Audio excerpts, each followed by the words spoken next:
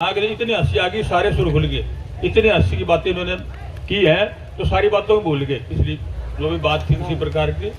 तो मैं तो यही कहना चाहता हूँ, मैं भारतीय किसान यूनियन का प्रदेश महासचिव होने के नाते, और अभी 10-15 दिन पहले दिल्ली में एक मीटिंग थी 22 राज्यों की, उसमें मेरे को अध्यक्ष की नियुक्ति भी कर दी भारतीय किसान यूनियन मावता की तरफ से। आपके इलाके में मैंने नौकरी भी की, मैं बीडीओ के पद पे भी रहा हूं। लंबी नौकरी करी, गजटेड पोस्ट से रिटायर होने के बाद जो मेरे साथी यहाँ आए हुए पूनिया साहब हैं, डांडा साहब हैं, सिंधु साहब हैं, जागलान साहब हैं और सारे मेरे साथी हैं, इनके साथ आगे जुड़ गया। थोड़ा सा परिचय देना चाहता हूं मैं। तो हमारे एरिया में उधर पानी की समस्या थी, उसमें लड़ाई लड़ी। हमारे पूनिया साहब हमारे अग्रणी थे, उसमें हमारी बड़ी भूमिका रही है। और भूमिका भी क्या, देश वाली जो बेल्ट है वो जल्दी जुड़ जाती है। और ये बेल्ट जो मेरा गांव लुदास है, लुदास शाहपुर आर्यनगर, वो बागड़ी बेल्ट में आता है, वो लोग कम जुड़ते हैं, महिला तो आती ही नहीं वहां। तो हमने वहां भी संगठन खड़ा करके बड़ी मजबूती से लड़ाई लड़ी और वहां भी हमने लड़ाई जीती।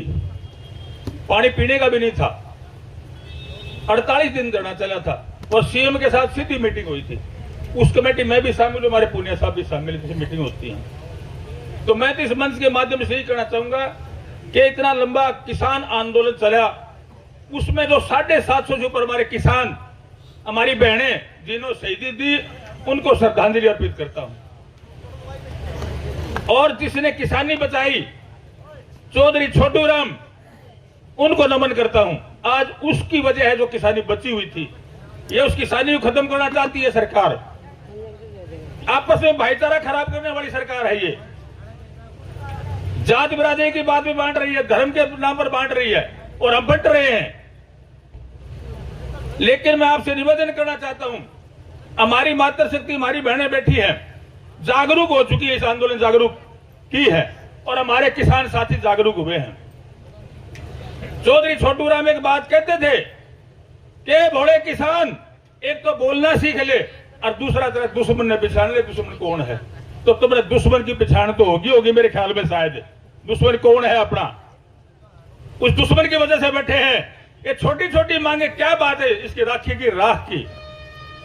अरे गौ माता का नाम लेने वाले ये निकम्मे लोग गौ माता के नाम पे राजनीति करके राज बना लिया इन्होंने, और यहां धोखाधड़ी कर रहे हैं। क्या बात है ये बताओ। इसकी आमदन से गौ माता को अन्न मिल जाए तो क्या तकलीफ है, और इसके लिए भी हमें यहां बैठना पड़ रहा है। शर्म आनी चाहिए ऐसे निकम्मे लोगों को। मैं तो आपसे यही निवेदन करना चाहता हूं कि चौधरी छोटू राम कहते थे, बाबा भीमराव अंबेडकर कहते थे कि शिक्षित बनो, संगठित रहो, संघर्ष करो। चौधरी छोटू राम कहते थे कि घोड़े किसान तेरे अंदर पहाड़ जैसी मजबूती है, पहाड़ जैसी, नदी जैसा वेग है तेरे अंदर, तूफान जैसी तेजी है तेरे अंदर, लेकिन तेरी हीन भावना ने तेरा बेड़ा गर्क कर रखा है। टूट आवाज बुलंद कर, मैं तेरे को बेचारा नहीं रहने दूंगा। तो ताकत वाली बात कब कही थी चौधरी छोटू राम ने, ज्वाइंट पंजाब के मंत्री थे उस टाइम, वो उस टाइम कही थी। और वो, लेकिन मैं एक बात करना चाहता हूं कि वो बात आज आपने करके भी दिखाई। इतनी भारी संख्या में आप बैठे, मैं आपको सबको बधाई देना चाहता हूं, बधाई के पात्र आप सभी।